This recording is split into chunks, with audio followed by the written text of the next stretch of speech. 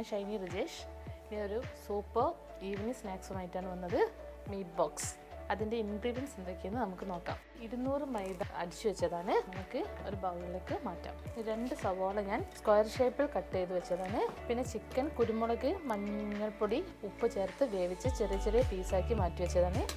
ഒരു മുട്ട, അതിലേക്ക് കുറച്ച് ഉപ്പ് ചേർത്ത് ഒന്ന് അടിച്ചു വെക്കണം.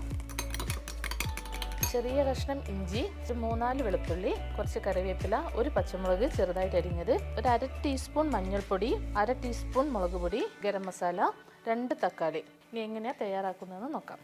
ഒരു പാൻ വെച്ച് പാൻ ചൂടായി വരുന്നുണ്ട്. നമുക്കതിലേക്ക് കുറച്ച് വെളിച്ചെണ്ണ ഒഴിച്ചു കൊടുക്കും. ഈ വെളിച്ചെണ്ണയിലേക്ക് നമ്മൾ കട്ട് ചെയ്ത് വെച്ച ഉള്ളി ഇട്ട് കൊടുക്കുക. നമുക്കൊരു കുറച്ച് ഉപ്പ് ഇതിലേക്ക് ആഡ് ചെയ്യാം. ദോശക്കല്ല് വെച്ച് നമുക്ക് ദോശ സെറ്റ് ചെയ്യാം. നമുക്കിതിലേക്ക് നമ്മൾ കട്ട് ചെയ്ത് വെച്ച വെളുത്തുള്ളി, ഇഞ്ചി, പച്ചമുളക്, കറിവേപ്പില, നമ്മുടെ ദോശക്കല്ല് ചൂടാവുന്നുണ്ട്.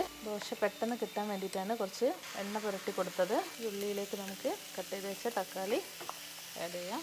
1/2 ടീസ്പൂൺ മഞ്ഞൾപ്പൊടി, 1/2 ടീസ്പൂൺ മുളക് പൊടി, ഗരം മസാല. നമ്മുടെ ദോശ ഇവിടെ വെന്ത് വരുന്നുണ്ട്. ഇതൊന്ന് മറിച്ചിട്ട് വേവിക്കാം. ഈ മുളകിൻ്റെയും മഞ്ഞളിൻ്റെയൊക്കെ ഒരു പച്ചമണം മാറിയിട്ടുണ്ട്. ഈ ചിക്കൻ ഇതിലേക്ക് ആഡ് ചെയ്ത് മൂടിയിട്ടൊന്ന് വേവിക്കാൻ വെക്കാം. ഇത് നമുക്കിതിലേക്ക് മാറ്റിയെടുക്കാം.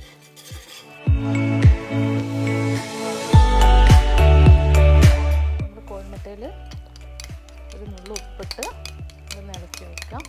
നമ്മുടെ ഉള്ളി ഇവിടെ സെറ്റായിട്ടുണ്ട്. സെറ്റ് വെച്ചാൽ ചിക്കനും ഉള്ളിയും തക്കാളിയും എല്ലാം കൂടെ ഇതിൽ വെച്ച് പിന്നെ ബോക്സ് ആക്കി എടുക്കാം. നമ്മൾ ബീറ്റ് ബോക്സ് സെറ്റാക്കി വെച്ചിട്ടുണ്ട്. പാൻ അടുപ്പിൽ വെച്ച് എണ്ണ ഒഴിച്ച് ചൂടാക്കാം. എണ്ണ ചൂടാവുന്നതേ ഉള്ളൂ. അപ്പോൾ ഞാൻ ഈ മുട്ടയിലൊന്ന് ജസ്റ്റ് ഒന്ന് മുക്കി വെളിച്ചെണ്ണയിലേക്ക് വെച്ച് കൊടുക്കുകയാണ്. ഒരു സൈഡ് മുരിഞ്ഞ് വരുന്നുണ്ട്. ജസ്റ്റ് ഒന്ന് മറച്ചിട്ട് കൊടുക്കാം. നമുക്ക് മത്തി ഒഴികെ വേറെ എന്ത് ഫിഷ് വെച്ചിട്ടും ഇത് ചെയ്തെടുക്കാവുന്നതാണ്. നമ്മളെ മീറ്റ് ബോക്സ് ഇവിടെ റെഡി ആയിട്ടുണ്ട്. പ്ലേറ്റിലേക്ക് സേവ് ചെയ്യാം. വീണ്ടും നമുക്ക് പുതിയൊരു വിഭവമായി കാണാം. അതുവരെ ബൈ.